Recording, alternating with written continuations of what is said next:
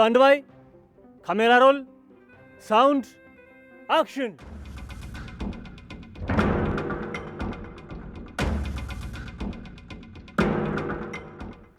ንግስት ነኝ ንግስት ዘውዱ ነኝ። ምን አስበህ ነው? ውድ ተመልካቾቻችን እንኳን ለ130ኛው የአድዋ የድል ቀን በሰላም በጤና በፍቅር አደረሳችሁ። ዛሬ እንግዲህ የ130ኛው የአድዋ የድል ቀን እየተከበረ ይገኛል በመላው ኢትዮጵያ።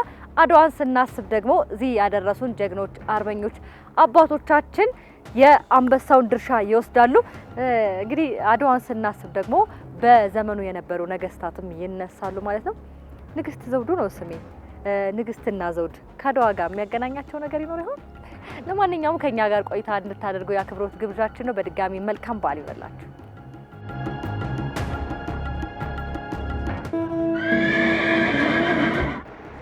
ዛሬ እንግዲህ ንግስት መስዬ ከእናንተ ጋር ቆይታ እያደረኩ እገኛለሁ። ውድ ተመልካቾቻችን ዛሬ ንግስት ያስመሰለኝን የአማራውን ካባ አስቀምጬ ከአዲስ አበባ ከተማ ነዋሪዎች ጋር አዝናኝ ቆይታ ይኖረናል ማለት ነው። በቆይታችን ታዲያ አንዳንድ ጥያቄዎች እየጠየቅናቸው እንቆያለን ማለት ነው። የጠየቅናቸው ጥያቄዎች ደግሞ ከፈረስ ጋር የተያዙ አዝናኝ ጥያቄዎችን ነው። ታዲያ የመጀመሪያው ጥያቄ የሚሆነው ፈረስን ስታስቡ ወይም ስታስቢ መጀመሪያ አይምሮሽ ላይ ወይም አይምሮ ላይ የሚመጣው ነገር ምንድነው? ፈረስ ካነበብኩት ውስጥ ነው የምነግርሽ። በዓለማችን ላይ አስፈሪ ከሆኑ እንስሳቶች ውስጥ ፈረስ አንደኛው ነው ይባላል። በጣም ቆራጥ ጀግና ነው ፈረስ እና ምንም ከፊት ለፊቱ የሚመጡ ድምጾችና ውክቢያዎች፣ ጦርነቶች የማይበግሩት ነው ፈረስ። በጥሶ መሄድ አልፎ መሄድ ነው። ምክንያቱም ያው ፊቱ በቃ አግሬሲቭ ነገር ነው፣ ግዙፍ ነገር ነው። የሚገርምሽ ነገር ጅብ ራሱ ሊበላው አይችልም፣ አይጠጋውም ነው የሚባለው። የማስፈራራት ባህሪ ያለው ይባላል። ብዙ ጋዜጣዎች ስላነበብኩኝ ከዛ ላይ ነው። ኢትዮጵያውያን አርበኞች ስማቸውን ከሱ ጋር ሲያያይዙት ስናይ ከፍታውን ማየት ይቻላል። ስለዚህ ፈረስ በኢትዮጵያ ታሪክ ውስጥ በጣም ትልቅ ማንነት ያለው ፈረስ እንግዲህ አጼ ሚኒሊክ እዚህ ይላል። አድዋንም ታስታውሱ። ፈረስ እና ኢትዮጵያዊነት ከጥንትም ጀምሮ ታሪካዊ ትስስር አላቸው። ኢትዮጵያውያን የሚታወቁበት አንድ ትልቅ በጎ ገጽታ ምንድነው? በጀግንነት ነው የሚታወቁት። ለመዝናኛ ጊዶ ዋሻ የሚባል አለ። ጊዶ ካርቦን የሚባል ጣሊያን እዛ የፈረስ ቤት ነበረ። እዛ እየሄደን እንጋልብ ነበር። እዚህ ጃል ሜዳ መጥተን እንጋልብ ነበር። ስለዚህ ከፈረስ ጋር ጥሩ ትዝታ ነበር። ጥሩ ትዝታ አለ። በጊዜ ሂደት ውስጥ ፈረስን የስማቸው መጠሪያ አድርገውት የኢትዮጵያ ነገስታት፣ የኢትዮጵያ የጦር አርበኞች ጀግኖች መጠሪያቸውን መሳ ለመሳ እኩል ለኩል ስማቸውን ቴዎድሮስን የሚያክል ጀግና አባ ታጠቅ ነው፣ ሚኒሊክን የሚያክል ጀግና ዳኘው ነው የሚባሉት እና እንዲህ አይነት መጠሪያ የነበራቸው ሰዎች ናቸውና የፈረስና የኢትዮጵያውያን ፍቅር ግንኙነት በጣም የረጅም ጊዜ በዶክሜንት የ3000 ዘመን በላይ ታሪክ አለው ማለት ይቻላል። ምን ነገረሽ እኮ ስለ ፈረስ እኮ አንተስ በመጀመሪያ የምታስታውሰው ነገር ፈረስ ቼብል ጋሜ ነው መጋለብን ነው የማስታውሰው። ነው ፈረስን ሌላ በምን አስታውሰው? ጋልበህ ታውቃለህ እንዴ? ፈረስ እኔ በህይወቴ ጋልቤ መላክ በድሮ ጊዜ ልክ እንዳሁኑ አይደለም። ከዚህ በላይ ደንገሎ የሚባል ሽምብራ ነው የሚቀለቡት።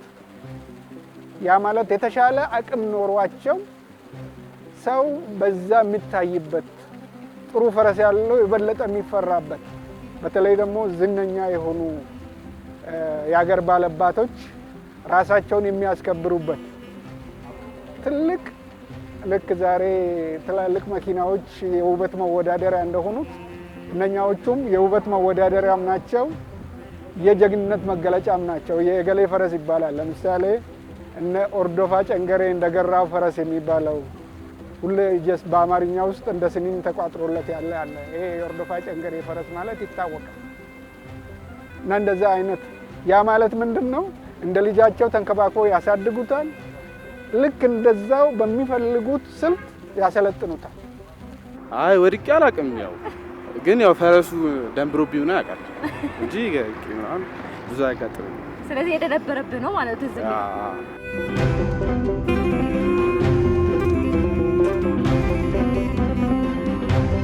ፈረስ ኢንተርቪው አድርጌ ነበር። እንግዲህ ያው ፈረሶች እንግዲህ በአድዋ የድል ቀን ላይ ትልቅ ድርሻ እንደነበራቸው ይታወቃል። ለማንኛውም ከእነሱ ጋር ቆይታ እናደርጋለን። እንኳን አደረሰ። እንኳን አብሮ አደረሰ። አድዋ ላንተ ምንድን ነው? የጂጂ ዘፈን ሲጀምር እንዴት ነበር? እኔ እንጃ፣ እስኪ አስታውሰኝ። የሰው ልጅ ክቡር፣ ሰው መሆን ክቡር አይደል የምትለው? ያ ማለት አድዋ ከሀገርም ከአህጉርም የሚሻገር የማንነት ልክ ነው። ሰው የመሆን ትርጉም ለሰው ልጆች ሁሉ የዋለ ፍካሪያዊ ፍቺ፣ ተከብሮ የማክበር አንድምታ፣ አክብሮ የማክበር ማሳያ ነው ማለት ነው አድዋ። አንተ ጉደኛ ፈረስ ነህ። በተለያዩ የከበራ ወቅቶች፣ በተለያዩ ልዩ ልዩ የመዝናኛ ጊዜዎች፣ አንዳንድ ህዝባዊ በዓላትም ጭምር በእንደዛ አይነት ለበዓላት መድመቂያም ለመጫወቻም ለአልኳቸው ይሄ የማሳደድና የማምለጫ ስልቶች እንደ ትልቅ መድረክ የሚጠቀሙበት እንደ ትልቅ አጋጣሚ የሚጠቀሙበት አውድ የሚፈጥርላቸው ትልቁ ግሬስ ያለው የቤት እንስሳ ነው ማለት ነው ፈረስ። ፈረሶችን ስናያቸው በየባህሉ በቃ በጣም ዲኮር ይደረጋሉ። እንደየባህሉ በጣም ክብር አላቸው። በቃ የሰው በተለይ የኢትዮጵያውያን ጉዳይ ከፈረሶቻቸው ጋር የተያያዘ ነው እና የሰውየው ማንነት በፈረሱ መጋጌጥ ላይ ይታያል። የሱ ውበት ፈረሱ ተሸለመ ማለት የለበሰው ልብስ የተሸለመው በጣም ውበት ካለው ክብር ካለው ያ የፈረስ ባለቤትም ክብር እንዳለው መግለጫ ነው። ፈረስ ለምሳሌ በገጠር አካባቢ ምን ይባል መሰለሽ፣ ጋላቢውን ትቶ አይሄድም፣ ቢጥለውም ትቶት አይሄድም፣ ረግጦትም አይሄድም። ፈረስ ከማህበረሰቡ ጋር ጥሩ ግንኙነት አለው። እህል በመጫንም ያገለግላቸዋል፣ እርሻም በማረስ ያገለግላቸዋል። ልጆቻቸውንም ጭነው በጋሪም ላይ ቤተሰቡን ጭኖ ይሄዳል። የትራንስፖርት አገልግሎት ይሰጣል። ፈረስ ትልቅ ብዙ ነገር ነው፣ ባለውለታ ነው ለኢትዮጵያ ሕዝብ አጠቃላይ። ከዛ በኋላ እየቆየ ሲሄድ እና እየደከመው ሲሄድ ትላልቅ ሰዎች የሚቀመጡበት ነው የሚሆን። ያው ወደ ቤተ ክርስቲያን ሲሄዱ፣ ወደ ለቅሶ ቤት ሲሄዱ፣ ዘመድ ጥየቃ ሲሄዱ ያገለግላል። ከዛ በፊት ግን ወጣቱና ፈረስ ይሄ ሆዱ እንዳይወጣና ይሄኛው ትከሻው ልክ ስፖርት እንደሚሰራ ሰው እንዲወጣለት በሚገባ ይገራል። ያው እንግዲህ ስፖርት ያሰሩታል ማለት ነው፣ እያዘለሉት የሚያሰሩት። ይሄ ማለት ትልቅ ዊዝደም በጣም እንግዲህ በፈረስ ጉልበት ነው ራሱ አንድ ሆርስ ፓወር ነው የሚባለው በእንግሊዝኛ ኃይል ሲጠቀስ ወይም ምሳሌ ሲሰጥ የመኪና ኃይል፣ የወፍጮ ኃይል፣ የማንኛውም ኃይል ነገሮችን በትምህርት ውስጥ በየትኛውም ዓለም በሆርስ ፓወር ወይም በፈረስ ጉልበት ነው የሚመዘነው። ስለዚህ ፈረሶች የጉልበትም ማሳያ የኃይል ማሳያ ሆነው በየትኛውም ዓለም ስያሜ ተሰጥቷቸዋል ማለት ነው። ኮሜዲያኑ ፈረስ እንኳን አደረሰ ለአድዋ። ኮሜዲያን ነው ያሉሽ አይደል? ዝም በያቸው። እንኳን አብሮ አደረሰን። ለማንኛውም እንግዲህ አድዋ በዓል 130ኛው በዓል ላይ እንገኛለንና ምንድነው ኮሜዲ ነው ብለውኛል። ታስቃለህ እንዴ? በጣም ኧረ ተያቸው በእናትሽ። አስበሽዋል? አሁን ሰው ከማስጋለብና ሳር ከመጋጥ የተረፈ ጊዜ ኖሮኝ ሳስቃቸው። አንድ የማትወደው አባባል እንዳለ ሰምቻለሁ። የትኛውን አባባል የማትወደው? ፈረስ ያደርሳል እንጂ አይዋጋም። አዎ፣ በነገርሽ ላይ ፈረስ ያደርሳል እንጂ አይዋጋም የሚለውን አባባል አልወደውም። ፈረስ ያደርሳል እንጂ አይዋጋም የሚለው አባባልም ራሱ መመርመር ያለበት ፈረስ በታሪክ እንዳየነው ይዋጋል። ምክንያቱም ጦር ሜዳ ውስጥ ገብቶ ከመሃል ሰንጥቆ የሚሄድ ጦረኛውን እየበረረ ገስግሶ እንዲደርስ የሚያደርግ ለኢላማ እንዳይመች በማድረግ ረገድ በጣም ትልቅ አስተዋጽኦ አለው። አድርሶ ብቻ ዞር የሚል አይደለም፣ ጦር ሜዳ ውስጥ ያለ ነው ፈረስ እና ከዚህ አንጻር በጣም ጠቃሚ ነው። ስለዚህ ድምጻችን ይሰማ ነው የምትለው? እንደዛ ነገር ነው። ፈረስ ያደርሳልም ይዋጋልም። እውነትም ኮሜዲያን ነህ። ለማንኛውም እንኳን አደረሰ። እስኪ ሌሎች ጓደኞችን ደግሞ አስተዋውቀን። በድጋሚ እንኳን አብሮ አደረሰን። አመሰግናለሁኝ እኔም ይሄንን እድል ስለሰጠሽኝ። በነገርሽ ላይ ከኔ ቀጥሎ ያለውን ፈረስ የሚገራርሙ ሀሳቦች አሉት። እሱንም ኢንተርቪው ማድረግ ትችላለሽ። በጣም አመሰግናለሁ። መልካም በዓል ይሁንልህ። እኔም ለመላው ኢትዮጵያውያን መልካም በዓል እመኛለሁ።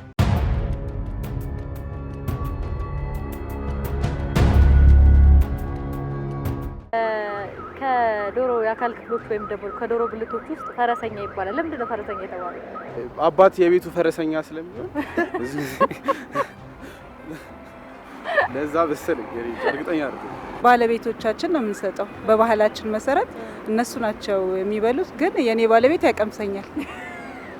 ከምር በጣም ነው የሚጣፍጠው የፈረሰኛ ስጋ። በሬ ያርሳል።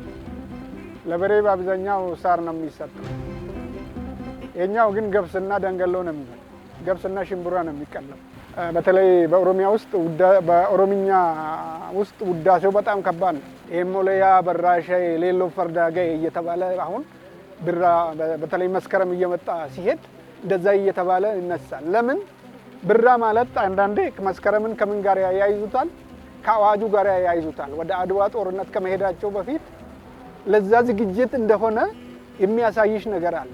እንደገና ደግሞ ትራንስፖርት አሁን የፈረስ ጋሪ የሚባል ኢትዮጵያ ውስጥ ባለጋሪው ቶሎ ቶሎ ንዳው፣ ባለጋሪው ቶሎ ቶሎ ንዳው፣ ባለጋሪው ቶሎ ቶሎ ንዳው። አሁን ድሬዳዋ ዛሬ በባጃጆች በታክሲዎች በምን በጣም ደማቋ ድሬዳዋ የፈረስ ጋሪ ትዝ ይለኛል። ሐዋሳ በጣም ውቧ ሐዋሳ የፈረስ ጋሪ ትዝ ይለኛል።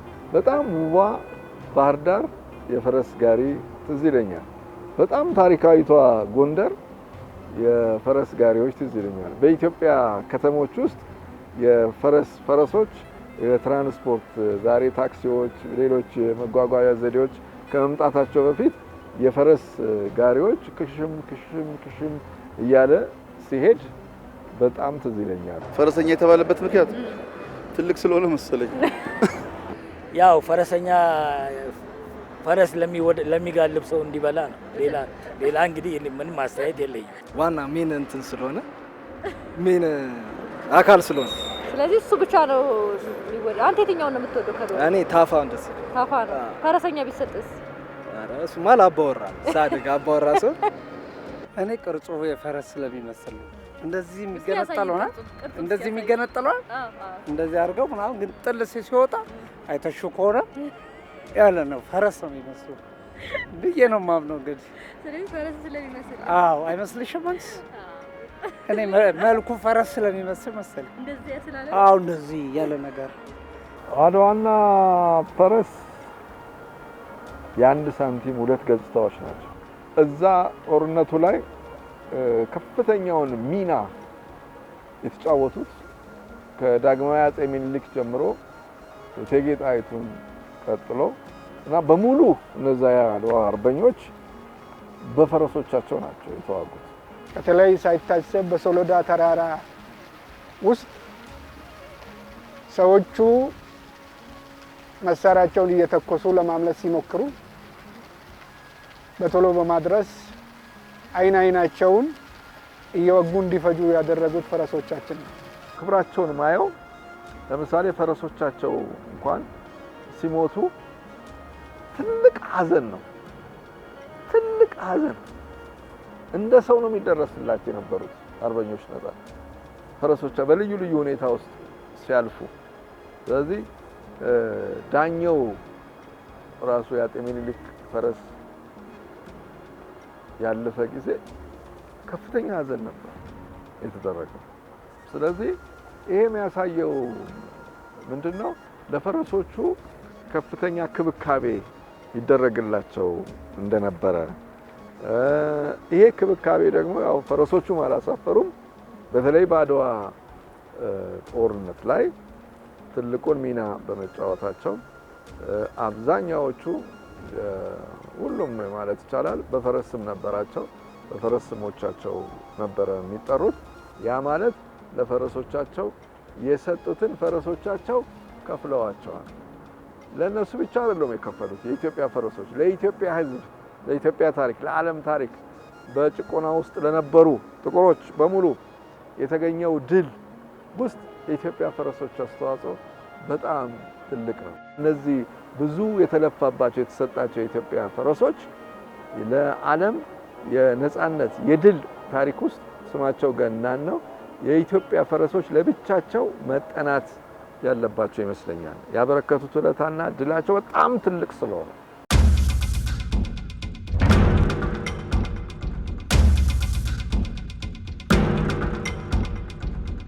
አይመሬት ያለ ሰው ይባላል። ለምን ይመስላል? አይመሬት ያለ ሰው ሲባል ሰምተህ አታውቅም? እኔ ሰምቼ አላውቅም። ሰምተህ አታውቅም? አዎ ሰምቼ አላውቅም። ምናልባት ሰምቶ እኔ ሰምቼ አላውቅም። ግን እንደው ያ አባባል ለምን ይመስልሃል?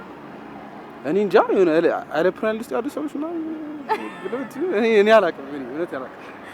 ብዙ ያያል። በህይወት ያለ ሰው ብዙ ያያል። ድምፁን ልቀይርልሽ? አይመሬት ያለ ሰው ኦኬ።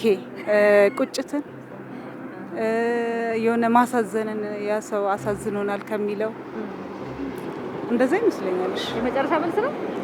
እንደዛ ነው። ግን አሁን ላይ ይመጣልኝ ይችላል። በእርግጥ ግን ለምን እንደዚህ ያልኩኝ ልል እችላለሁ። ግን ይበቃኛል። ቤት ከሄድሽ በኋላ ትዝ ሊልሽ ነው ማለት ነው። እና ልደውልልሽ። በቃ ስልክሽን አስቀምጪና ደውይልኝ። የአድዋ ፈረሶች ምንድነው አቅም ላላቸው ፈረሶች ስንቃቸውን ደረቅ ስንቅ ነው የሚታጠቁት። በአብዛኛው ጩኮ ብዙ ቶሎ የማይጠፉ ምግቦች አሉ። ጨጨብሳ የሚባለው አለ፣ ጨፈቃ የሚባለው አለ። እንደገና እነሱን ከዚህና በዚህ በኩል ያስሩላቸዋል ከጀርባ ከሰው። አንዳንዶቹ ደግሞ እግረኞችንም እያፈናጠጡ ነው የሚወስዷቸው። እና ፈረሶቹ ዘርፈ ብዙ ተግባር ነው። አንደኛ ጦረኛውን ተሸክመው ሄደዋል። እግረኛውንም አንዳንድ ጊዜ መንገድ ላይ ሲደክማቸው እያገዙ እየተፈናጠጡ ይሄዱበታል።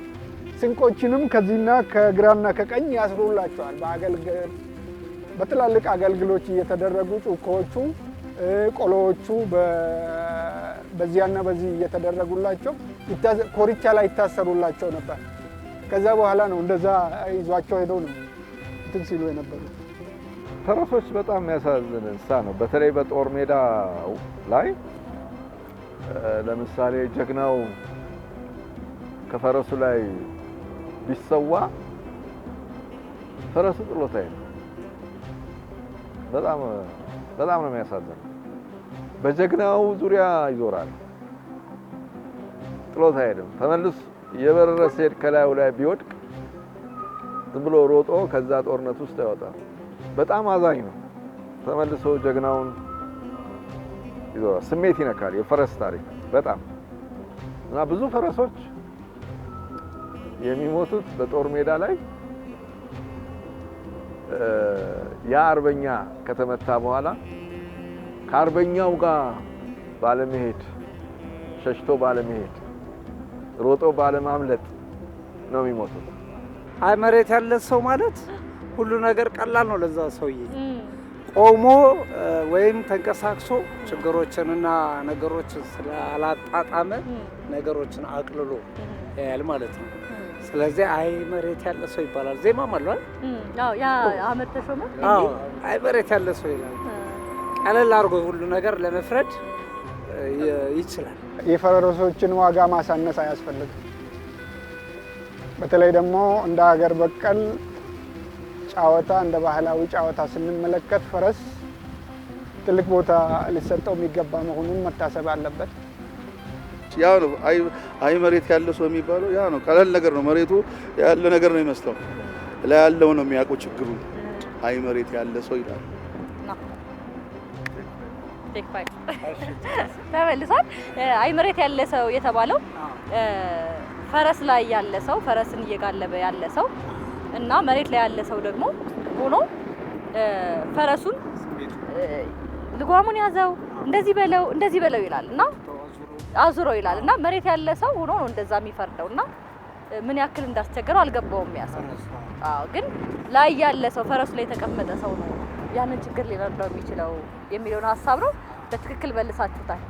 ከዚህ አንፃር ትውልዱም የአባቶቹን እሴት መያዝ አለበት። ምክንያቱም መለማመድ ይኖርበታል። ዛሬ ስፖርት ጨዋታም ሆኖ ቢገለገልበት ብዙ መሄድ ይችላል።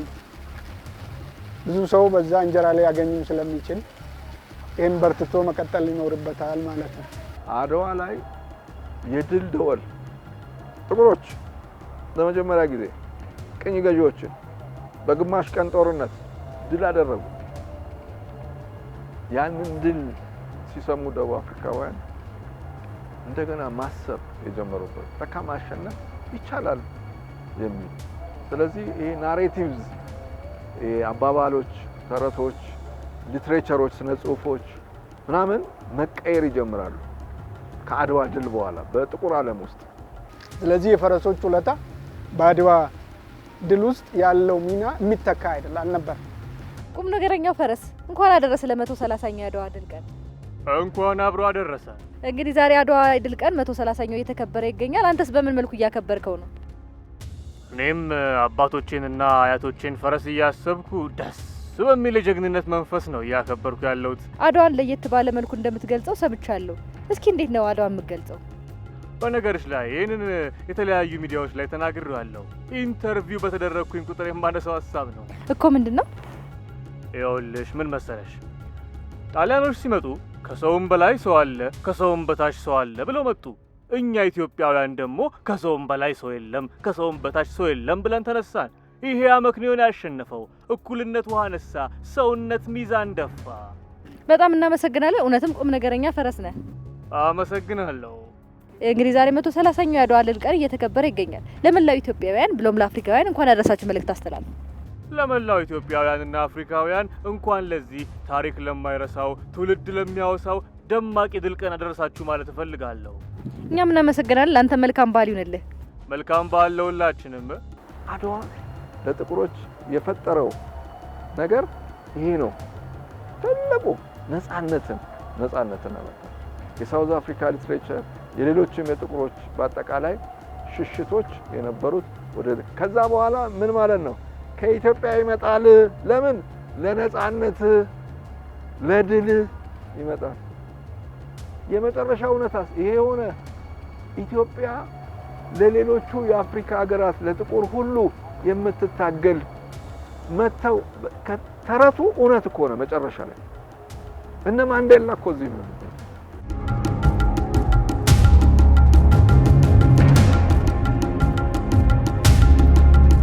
በአማካኝ አንድ ፈረስ ምን ያክል እድሜ ነው የሚኖረው?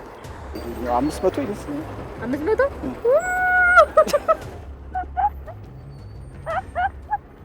ከ7 እስከ 15 ነው ብቻ። 15 ዓመት 15 ዓመት እኮ ሰው ሲሆን ገና ታዳጊ ታዳጊ ነው።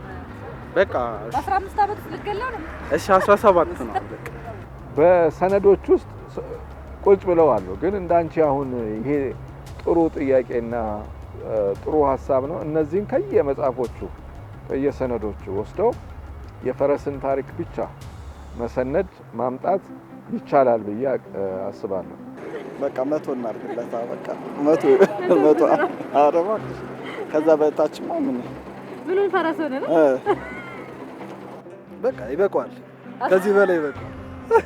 አይበቃው ከሚሰቃይ ይበቃዋል። ይበቃዋል። እኔ 100 ይመስለኛል። በቃ 100 ዓመት የኖረ ፈረስ ታውቃለህ እንዴ? እስኪ አላውቅም። ካገኘው ይዘና 100 ዓመት የኖረ ፈረስ። እሺ ምን ያህል ዓመት እንደኖረ ግን መረጃው አይኖረንም ካላነበብነው በስተቀር። አንብበን እንድንመጣ ጊዜ ስንጨት። ፈረስ እንግዲህ ብዙ አይነት ዝርያ አለው። ለጦርነት አገልግሎት የሚውል አለ፣ ለእርሻ አገልግሎት የሚውል አለ። እንደየዝርያቸው ይለያያል። ነገር ግን በአማካኝ ከ20 እስከ 30 ዓመት ይኖራሉ። ፈረስ በጣም ትልቅ እድሜ ነው ያለው። በዛበት ኧረ በጣም ካልከው በጥፎ ነበር። በጣም ሰው 20 እስኪ ንገረው።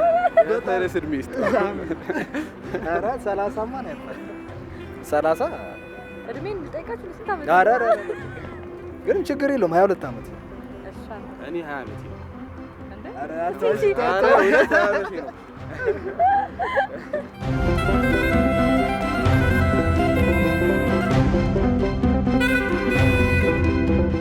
ወደዚህ ሽሽቱ የነበረው መጨረሻ ላይ ለሌሎቹ ነፃነት የሚታገሉ አፍሪካውያን መጥተው ሄደው የሚዋጉበት ማኦም የተባለው የኬንያ አሁን ጆሞ ኬንያታ ከእንግሊዞች ጋር ሲታገሉ ሰራዊቶቻቸው እኮ መጠለያቸው ኢትዮጵያ ነበረች። ከኢትዮጵያ እየተነሱ እየሄዱ ነው የሚዋጉ የነበሩ። አድዋ ለኔ የአንድ ቀን ድል ብቻ አይደለም፣ ለዘላለም እንደ ተጽዕኖ ፈጣሪ ስኬት የሚወሰድ ወይም እንደ ጥሩ ሌጋሲ የሚወሰድ ትልቅ ምልክት ነው ለኛ። ኢትዮጵያ ለአፍሪካ ነጻነት ትልቅ ዋጋ ከፈለች።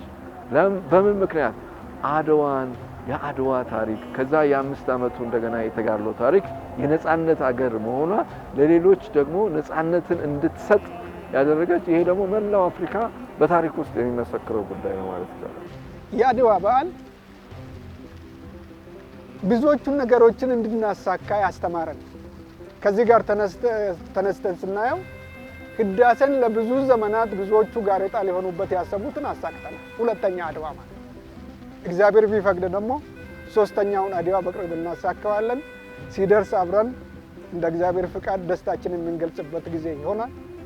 በተለይ በማይሆን በሁለትና በሶስት ሰዎች የስሜት ግለት የተፈጠረ የተዘጋብን በር አለ። ያንን በር በዲፕሎማሲ ይከፈታል ብለን እናስባለን። ያንን ስናስብ ደግሞ ሌላ የምስራች ይዘን የምንገናኝ ይሆናል ብዬ አስባለሁ። እግዚአብሔር ሀገራችን ይባርክ። ለይህንን ጀግንነት ላጎናጸፉን አጥንታቸውን ከስክሰው ህይወታቸውን ገብሮ እኛን አትርፎ ለዚህ ያበቁን ለሰማዕታቶቻችን ለጀግኖች አባቶቻችን የዘላለም ክብር እመኛለሁ። አመሰግናለሁ።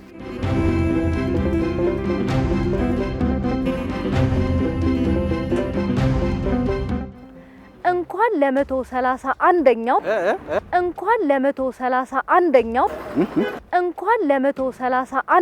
የአድዋ የድል ቀን በሰላም አደረሳችሁ እስክንባባል የሚቀጥለው ዓመት የዛሬው 130ኛውን የአድዋ የድል ቀን በዓል ፕሮግራማችንን በዚሁ ቋጨን። ወደ ተመልካቾቻችን ፕሮግራማችን ይህን መስል ነበረ። ከኛ ጋር አብራችሁን ቆይታ ስላደረጋችሁ ምስጋናችን በያላችሁበት ይደረሳችሁ። ፕሮግራማችን አበቃ። ጤና ይስጥልን።